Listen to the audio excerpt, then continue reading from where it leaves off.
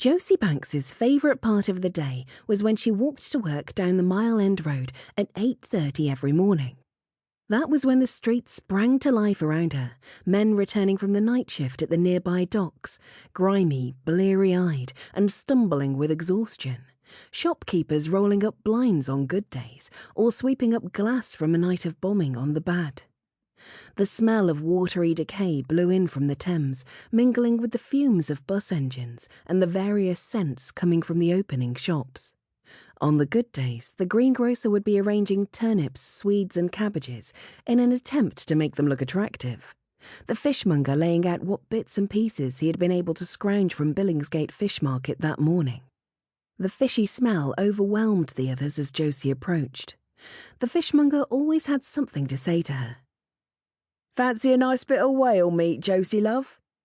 "I ain't that desperate yet," she called back. "Better than starving, some say." "What's it taste like, anyway?" she asked, frowning at the slab of pink flesh that lay on the marble slab. "Don't ask me. You won't see me eating it," he replied, and she walked on, both of them chuckling. She had pegged him as a bit of a flirt, but she didn't mind. A few words exchanged in the high street were harmless enough, and the fact that the local shopkeepers now knew her made her feel alive, as if she belonged. Her destination was an improbable sight amid the pubs and fish and chip shops, the working-class commerce of the busy East End street. Just past the Mile End tube station, she came to an unassuming shop window draped with faded lace curtains. Josie paused outside the front door where a discreet sign read "The Copper Kettle Tea Room," took out a key and let herself in. Every morning as Josie closed the door behind her, she looked around and gave a little sigh of contentment. The tea room had been started by Madame Olga back in the early days of the century after she had fled from Russia. She had attempted to create a tiny glimmer of civilization amid the bustle of the East End. Lace-edged tablecloths and pretty pink and white flowered china, tea cakes and sandwiches with the crusts cut off. These days, the lace-edged cloths had been replaced with glass tabletops. The china tended to be chipped and mismatched, and there were no tea cakes to be had. But Josie did manage scones when she could get the flour and the margarine. Otherwise, it was toast and jam, baked beans on toast, Marmite on toast, and occasionally Welsh rarebit if there was the miracle of a cheese ration.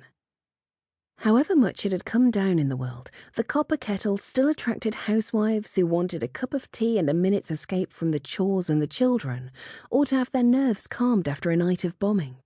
And to Josie, it represented heaven.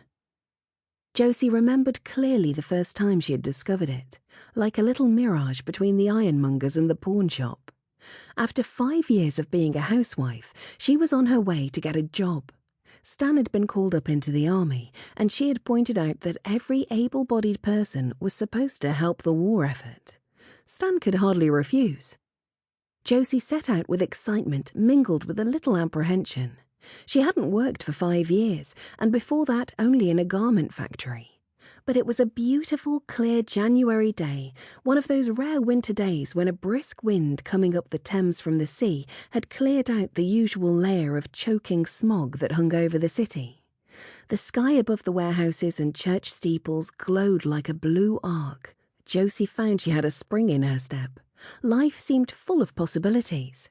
She was heading for the civilian recruitment centre at Liverpool Street Station when she happened to glance at a row of shops and saw the lace curtains in the window. And what's more, a sign pasted on the rather dirty glass, "Help Wanted." She peeked in through the window. It was a tea shop, the sort of tea shop she had seen in the West End and where she had very occasionally treated herself to a cup of tea. Josie had opened the door gingerly. A bell tinkled above her head, and she stood taking in the improbable scene. Little round glass-topped tables with proper china teacups and saucers on them. Small vases of tired artificial flowers on each table. A large older woman appeared from behind a curtain. She was rather an alarming sight, dressed all in black, her hair swept up and held with tortoiseshell combs. She was wearing too much makeup for her age, bright red lipstick and red circles of rouge on her cheeks, her eyebrows plucked to thin lines. To keep listening to this audiobook, I've left you a link in the description so you can do it, at no cost thanks to Audible's 30-day free trial.